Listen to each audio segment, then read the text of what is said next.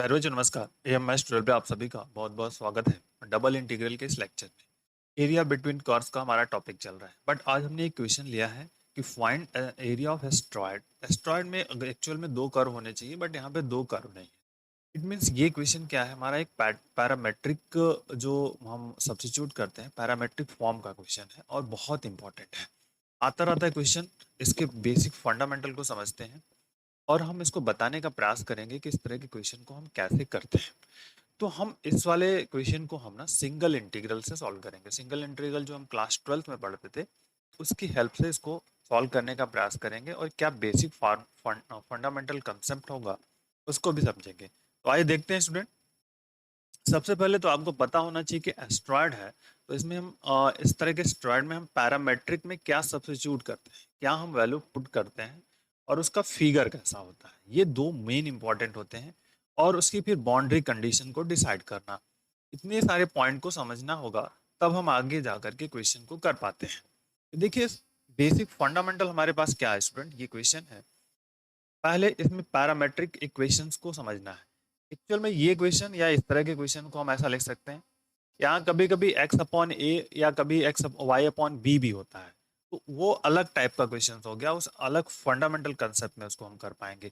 But इस वाले question की कहानी हमको ये समझनी है।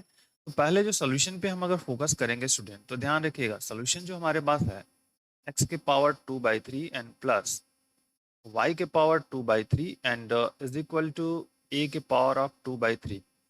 अब हम क्या सब्स्टिट्यूट करते हैं, पैरामेट्रिक इक्वेशन जो होता है इसमें क्या पुट करना है, ऐसी वैल्यू आप पुट कर दो कि जिससे कि लेफ्ट और राइट बराबर हमारे पास हो। तो पैरामेट्रिक इक्वेशन फॉर एस्ट्रॉयड, देखिए यहाँ पे हम लिखते हैं parametric equation equation for asteroid. तो अब देखिए क्या सब्स्टिट्यूट करते हैं स्टूडेंट, इस पॉइंट को आपको ध्यान रखना है, बहुत इंपॉर्टेंट है, आप इसको रिमेंबर रख लीजिए, चाहे जो भी कर लीजिए। इज इंपॉर्टेंट वर्क रहता है कि x इज इक्वल टू, अगर इस फॉर्मेट का है तो a रखेंगे क्योंकि 2/3 आना चाहिए, और ये वाला जो पार्ट है ना वो x 2/3 है, वो स्क्वायर वाले कंसेप्ट में बदल जाए, क्यूब खत्म हो जाए।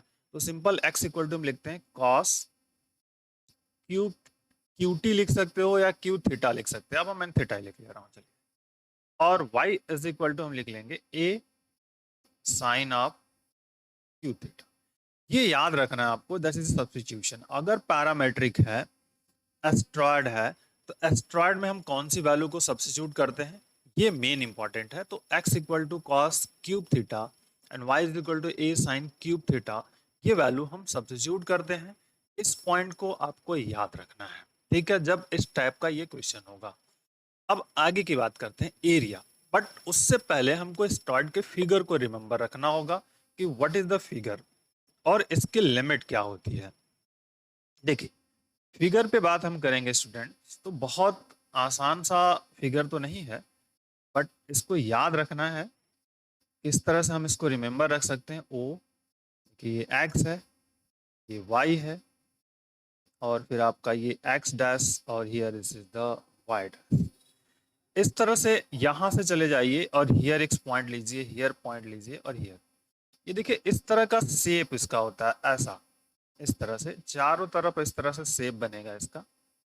ये इस तरह का फंडामेंटल होगा, और ये इस तरह, मतलब जो ओरिजिन की तरफ ये झुका हुआ होता है, ठीक है। ये एस्ट्रॉयड का फिगर है, ठीक है। आप एक प्रॉपर कर्व में बनाइएगा, ये कर्व के टाइप का होता है इस तरह से। तो आप एक प्रॉपर वे में इसको कंसिडर करेंगे ना, तो आप एक अच्छे से इसको बना पाएंगे। ध्यान रखिएगा, इस एक कर्व की तरह होगा, ये इस तरह से होगा, थोड़ा सा ओरिजिन की तरफ झुका हुआ होता है। जो ओरिजिन मूल बिंदु है उसकी तरफ ये जो बीच वाला पार्ट होगा ना, थोड़ा सा झुका रहेगा। इस पॉइंट को याद रखिएगा आप, this is the most important है। तो अब इसमें थीटा क्या होगा और वर्कआउट्स करना है, जो पैरामेट्रिक लिखा है। तो ये चूंकि एक्स एक्सिस होता है, तो यहाँ पे थीटा की वैल्यू हमारी पास 0 होती है, और इस पॉइंट पे थीटा की वैल्यू होती है π/2।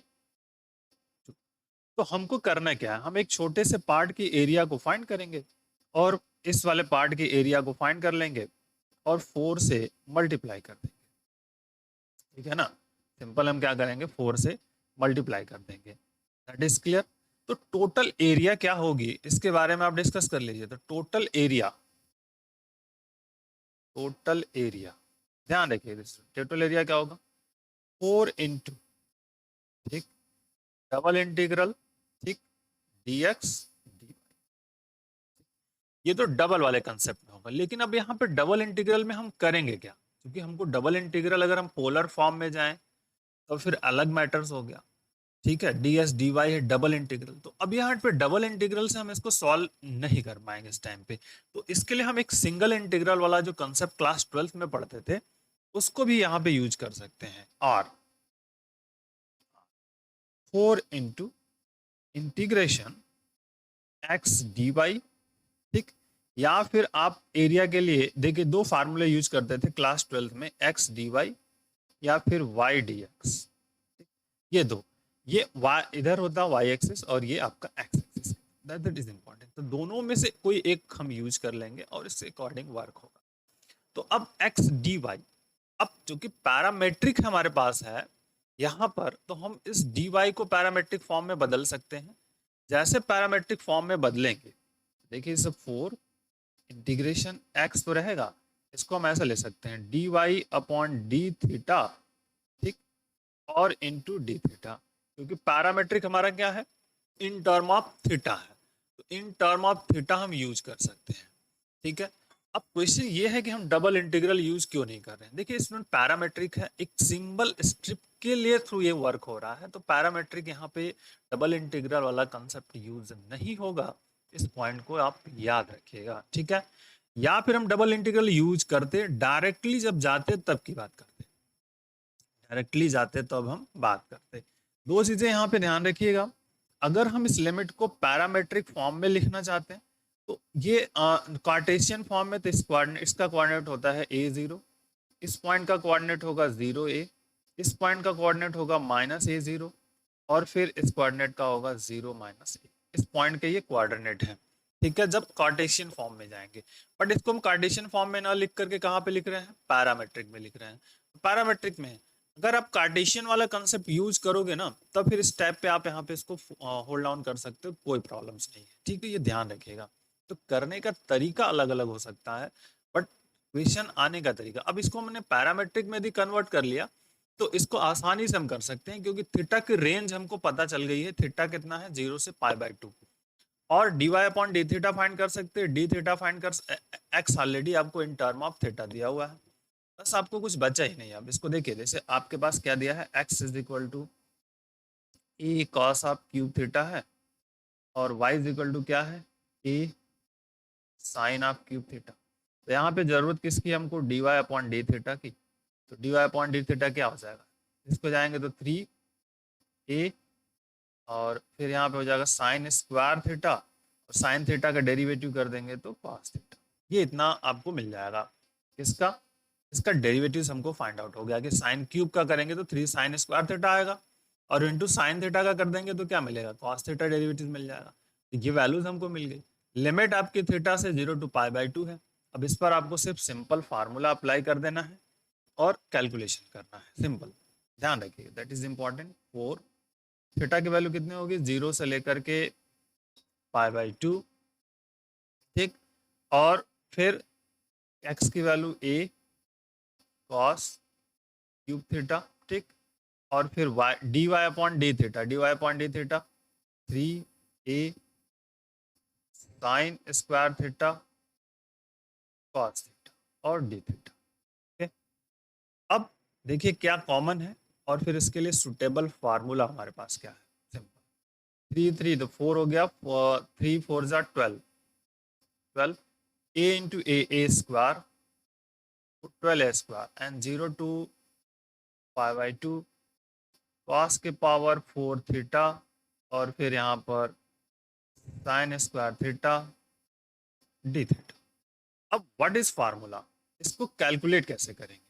तो हमने फार्मूला प्रीवियस पढ़े हुए हैं कि अगर 0 to π/2 है और साइन के पावर m थीटा कॉस के power n theta D theta है, तो इसकी वैल्यू होती है m-1 m minus 3 up to 3 to 1 तक चले जाइए, ठीक, पहले ब्रैकेट्स में।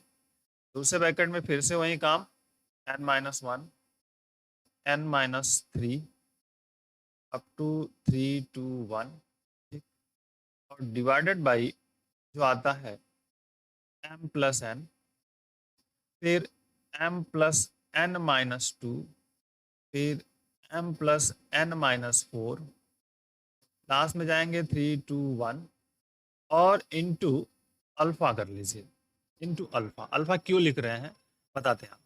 देखिए, अगर जब इस तरह का स्टूडेंट अगर है तो ये प्रॉपर फार्मूला है इस तरह के इंटीग्रेशन को कैलकुलेट करने का, कि m minus one m minus one करेंगे, उसके बाद 2 माइनस करते चले जाएंगे और लास्ट तक जाएंगे, जैसे 3 2 या 1 कोई भी आ जाए इसमें। उसी तरह सेकंड वाले में n into N minus three फिर समथिंग, डिनोमिनेटर में दोनों को ऐड करेंगे, फिर उसमें से दो दो माइनस करते चले जाएंगे। अल्फा पाई बाई 2 क्यों लिखा है, अल्फा की वैल्यू क्या होगी वो बता दें। अगर दोनों इवन है, m n n इवन है, तो अल्फा की वैल्यू पाई बाई 2 या फिर अदरवाइज 1 होगी। ये बेसिक फार्मूला यहाँ पर है। तो यहाँ पे यदि if m equal to n equal to even, तो जो अल्फा होगा, alpha equal to pi by 2, otherwise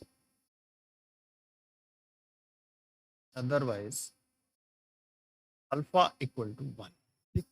तो अब इस वाले केसेस में देखिए, यहाँ पे क्या है, दोनों इवन है, बस यहाँ पे हमारा अब काम वर्कआउट हो गया। दोनों इवन होने की वजह से अब यहाँ पे हमें कुछ ज्यादा वर्क नहीं करना है, 12a² हो गया। यहाँ पे m की वैल्यू कितनी हमारे पास है, m चाहे इसे कंपेयर कर लेंगे तो m इक्वल टू यहाँ पे 2 हो गया है और n इज इक्वल टू 4 है। सिंपल, इस वाले पार्ट से अगर हम कंपेयर करते हैं तो देखिए, पहले n माइनस वन, तो दैट इज 2 माइनस वन। आगे नहीं करेंगे क्योंकि 2 माइनस वन 1 आता है और इसमें देखिए 1 आ गया, लास्ट वाला टर्म्स 1 आ गया, बात यहीं पे स्टॉप हो गया। दूसरे वाले में करेंगे 4, तो 4 माइनस वन, फिर 4 माइनस थ्री, ठीक, 4 minus one and 4 minus three आ गया, उसके आगे नहीं जाएंगे क्योंकि 1 आ गया नीचे। दोनों में क्या करना है, दोनों का सम करना है। 4 प्लस 2, फिर अब 4 प्लस 2 माइनस 2, ठीक, फिर 4 प्लस 2 माइनस 4, ठीक।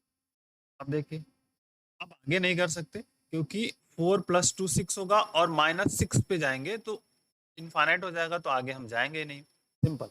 और इनटू क्या आ जाएगा, पाई बाई 2, क्योंकि अल्फा की वैल्यू हमारे पास दोनों इवन होने की वजह से हम इसमें पाई बाई 2 लिखेंगे, सम संख्या है। अब पाई बाई 2 लिखे, अब इसको कैलकुलेट कर लीजिए, then we get the answer 12a²। यहाँ पे क्या हो जाएगा 1, यहाँ पे क्या हुआ आपका 3, यहाँ पे क्या हुआ 1, डिवाइडेड बाय देखिए यहाँ पे 6, यहाँ पे कितना होगा 4, यहाँ पे कितना होगा 2, ठीक, और इनटू पाई बाई 2।